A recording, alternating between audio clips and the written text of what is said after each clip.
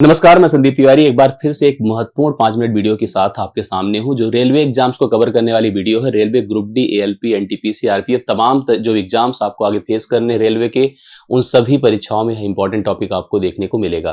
Railway का अपना एक अलग ही ट्रेंड होता है। रेलवे जब सवालों को बनाता है तो आपको लगता है कि किसी ऐसे टॉपिक का है जो कि हम ऑलरेडी पढ़ चुके हैं, जबकि रियलिटी कुछ और होती है। ऐसा ही कुछ टॉपिक मैं आपको एक कॉन्सेप्ट, यूनिक कॉन्सेप्ट के तहत प्रोवाइड कर रहा हूं जो लगातार रेलवे की परीक्षाओं में देखने को मिल रहा है। सरल रेखा, स्ट्रेट लाइन जिसे कहते हैं, रैखिक समीकरण, लीनियर इक्वेशन जिसे कहते हैं। अक्सर इनका आपस में कोरिलेशन होता है। हम एक स्ट्रेट लाइन को, सरल रेखा को रैखिक समीकरण से प्रेजेंट करते हैं जो कि y = mx + c के फॉर्म में होता है। जैसे मैं बात करता हूं, आप सवालों को भी अक्सर ऐसे ही देखते होंगे कि अपने पास कुछ पॉइंट्स हैं। पॉइंट सपोज करिए a है, m है, b है, जो कि आपको एक स्ट्रेट लाइन पे मैंने लिखकर दिखाया है।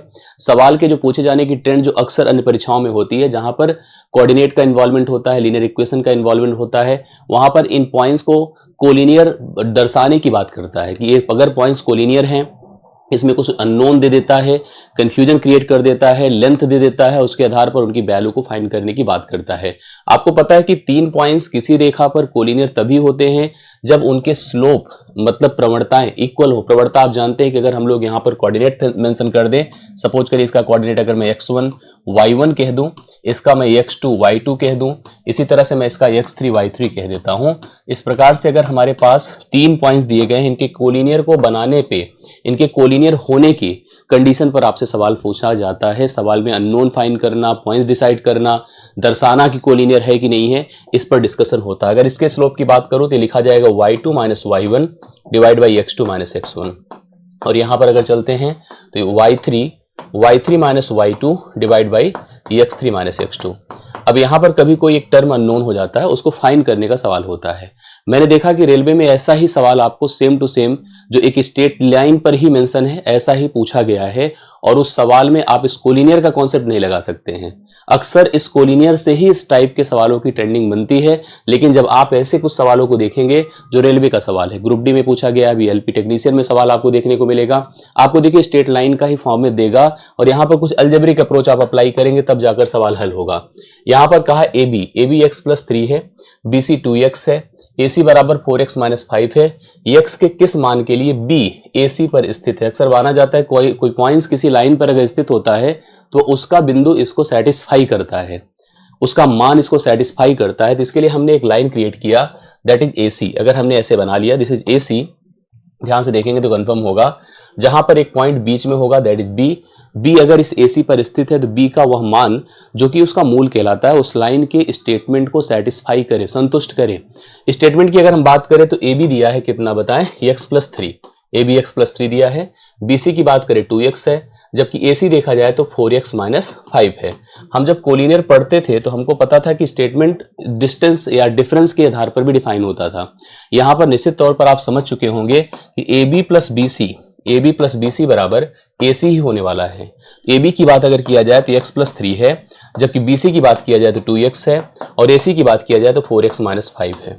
x और 2x मिलकर के 3x है। 3x + 3 बराबर 4x - 5 है। अब अगर हम इसको उधर करते हैं तो x होगा, इधर लाते हैं 5 को तो 8 होगा, तो x का मान 8 होगा।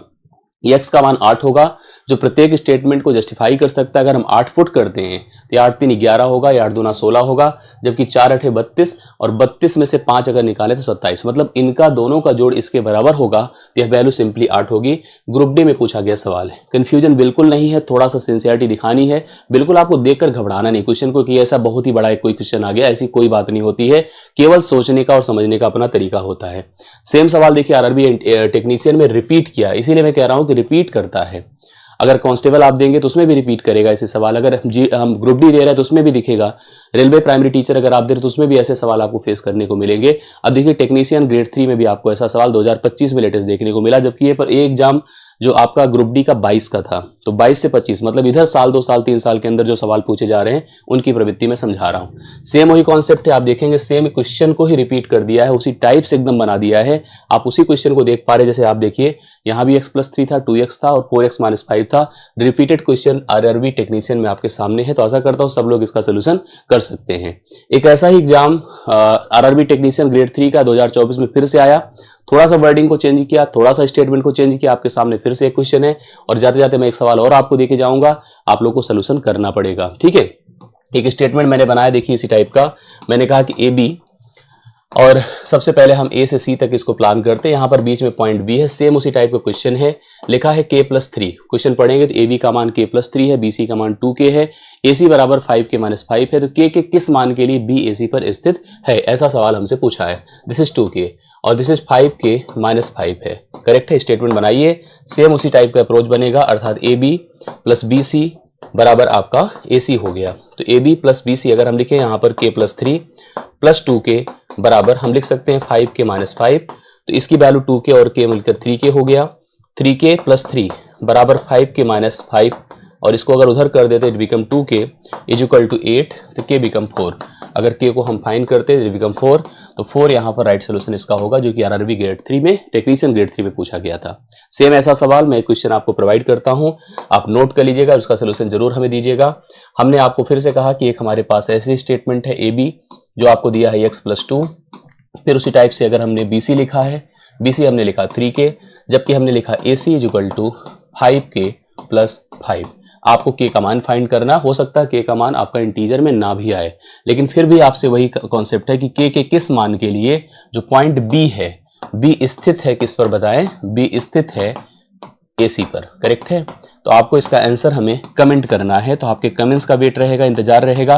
सभी लोग ऐसे ही टॉपिक के लिए, ऐसे महत्वपूर्ण वीडियोस के लिए जो कि आपकी परीक्षाओं के लिए क्लियर है, कनेक्टेड है, आप जुड़े रहें, चैनल को सब्सक्राइब किए रहें, आप डिस्क्रिप्शन में टेलीग्राम ग्रुप है उसको ज्वाइन किए रहें, वीडियो को लाइक भी और शेयर भी करते रहें। बहुत बहुत धन्यवाद, थैंक यू सो मच, मिलता हूँ नेक्स्ट वीडियो में, थैंक यू सो मच।